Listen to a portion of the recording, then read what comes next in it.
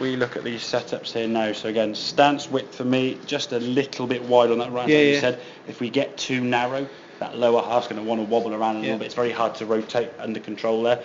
And before, what we did have was, because the lower half as the club was taken back, we can see that right foot now collapsing. So we've got the right hip sort of going this way on the way back, which now means you can't rotate your top half as easily. So the club now is going vertical. Okay. What we want to try to get, is that lower half rotating. So the right foot now is staying flatter, you see.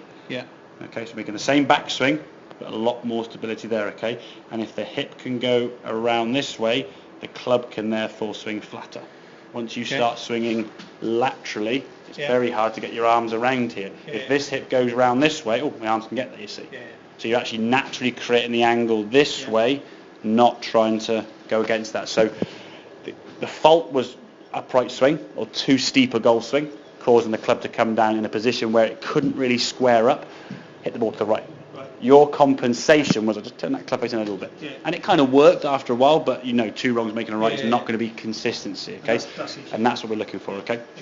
So we can get the club face, trusting after a while, square would be better. I wouldn't go back fully. I'd find a sort of happy medium to start with, because it's going to be very difficult to go on the golf course and go, right, that is looking miles right, I'm not going to trust it, okay? So a little bit closed is okay.